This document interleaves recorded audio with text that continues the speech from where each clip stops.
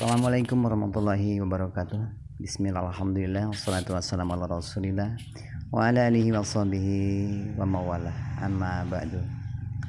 Pertama dan yang paling utama, mari kita panjatkan puja dan tasyukur kehadirat Allah subhanahu wa ta'ala, yang mana alhamdulillah pada kesempatan pagi hari ini kita masih diberikan oleh Allah kesempatan, kesehatan, serta nikmat iman dan Islam. Dan semoga semua sahabatku, teman-teman sekalian, diberikan oleh Allah kesehatan jasmani dan rohani, panjang umur serta barokahnya, amin. Salawat dan salam semoga tetap tercurahkan kepada baginda alam Nabi Yana wa Muhammad sallallahu alaihi wasallam, Nabi yang sangat kita nantikan syafaatnya ila yaumil qiyamah, amin amin ya Allah ya rabbal alamin. Jamaah teman-teman yang dirahmati Allah, berjumpa kembali di sini bersama BBI TV. Sedikit kita mengilas atau menyampaikan ceramahnya dari Habib Nopel Al-Idrus, yang menyatakan beliau dalam tausiahnya adalah yang sangat rugi, orang-orang yang sangat rugi dalam duduknya di masa kepanjangan. Maka dari itu mari kita simak sama-sama ceramah beliau, semoga membawa berkah buat kita sekalian. Inilah video berikutnya. Nah, dalam kesempatan ini saya mau menyampaikan satu hadisnya Rasulullah SAW tentang masalah duduk berzikir dan bersolawat pada Nabi Muhammad sallallahu alaihi wasallam. Dalam sebuah hadis disebutkan, maqada qaumun maq'adan lam yadhkurullaha subhanahu wa ta'ala fih wa lam yusallu 'ala nabi sallallahu alaihi wasallam illa kana 'alaihim hasratan yaumal qiyamah, atau kama qala sallallahu alaihi wasallam. Maqada qaumun maq'adan, tidaklah sekelompok orang atau suatu kaum. Nah, dalam kesempatan ini saya mau menyampaikan satu hadisnya Rasulullah SAW tentang masalah duduk berzikir dan bersolawat pada Nabi Muhammad sallallahu alaihi wasallam. Dalam sebuah hadis disebutkan, maqada qaumun maq'adan lam yadhkurullaha subhanahu wa ta'ala fih wa lam yusallu 'ala nabi sallallahu alaihi wasallam illa kana 'alaihim hasratan yaumal qiyamah, atau kama qala sallallahu alaihi wasallam.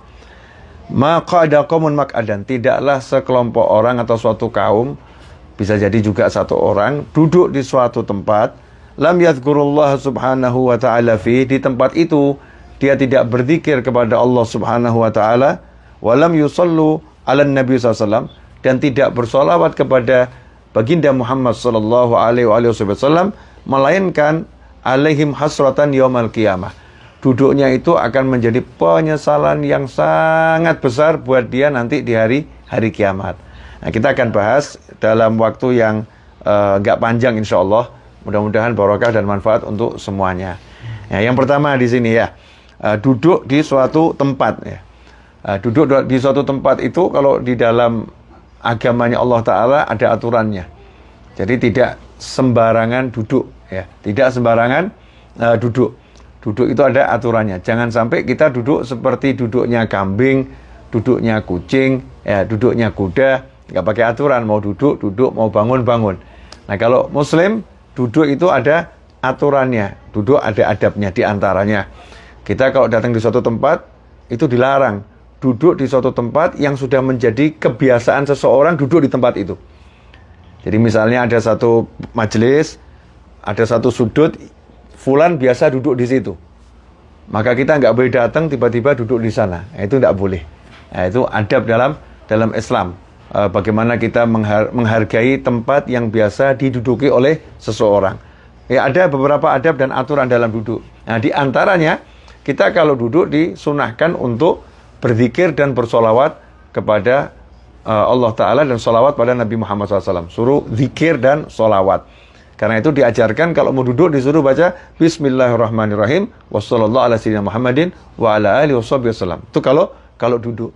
Nah, kalau bangun dari duduk juga kita disuruh baca Bismillah, sholawat, dan doa kafaratul majlis. Nah, agar apa? Agar duduknya tidak seperti yang disebutkan dalam hadis ini, menjadi penyesalan kelak di hari kiamat. Bahkan di riwayat yang lain dikatakan kalau duduk sampai nggak ada zikirnya, nggak ada sholawatnya, maka dia, orang yang duduk tadi, bangun dengan aroma yang lebih busuk daripada aroma bangkai. Na'udzubillah min dzalik. Karena itu ya ikhwani rahimakumullah, kita harus memaksakan diri ya, dipaksakan, dibiasakan.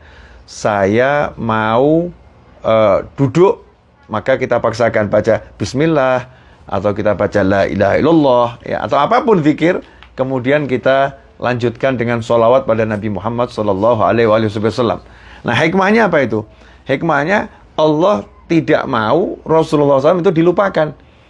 Jadi sampai kita duduk dimanapun saja, suruh nyambung hati dengan Nabi Muhammad SAW.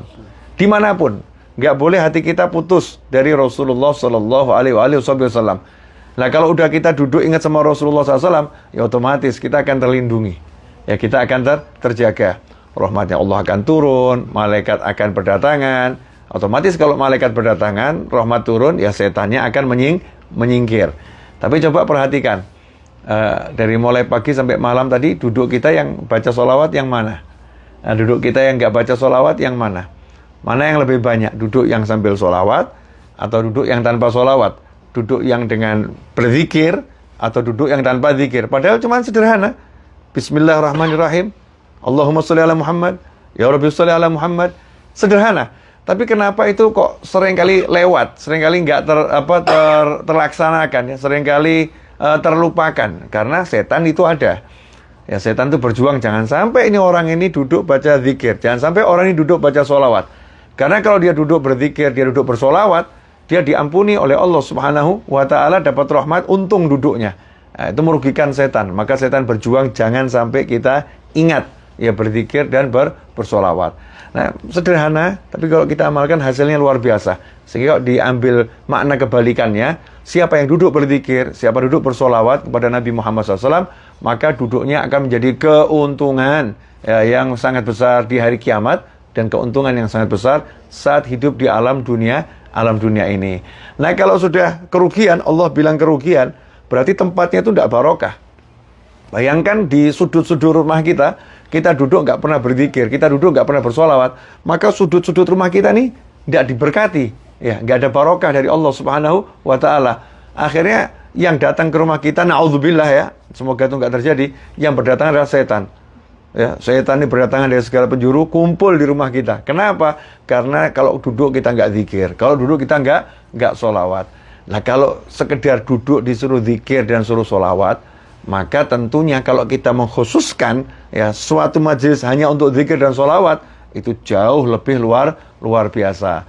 Bagaimana kalau kita jadikan rumah kita untuk bersolawat secara khusus pada Nabi Muhammad SAW, untuk zikir secara khusus kepada Allah Subhanahu wa Ta'ala, maka rumah kita akan menjadi pos kumpulnya para malaikat, menjadi pos yang menjadi datangnya rahmatnya Allah Subhanahu wa Ta'ala. Sudah paham nih malaikat, kalau lewat harus mampir kemana, malaikatnya paham, karena di situ sudah disiapkan tempat duduknya malaikat. Ya, malaikat duduknya di mana? Di majelis zikir, di majelis ilmu, bukan di majelis yang lain. Imam Ghazali menukil suatu riwayat, ya, Imam Ghazali menukil suatu riwayat di mana disebutkan di situ Rasulullah bersabda SAW, al-majlisus salih yukafiru anil mu'min alfi majlisin min majalisis su'. Kama qala SAW, majelis yang baik, duduk yang baik, itu akan menghapuskan 2 juta majelis buruk. Ya, majelis buruknya mukmin. Ada 2 juta yang mungkin kita pernah duduk, yang nggak baik, itu akan terhapus,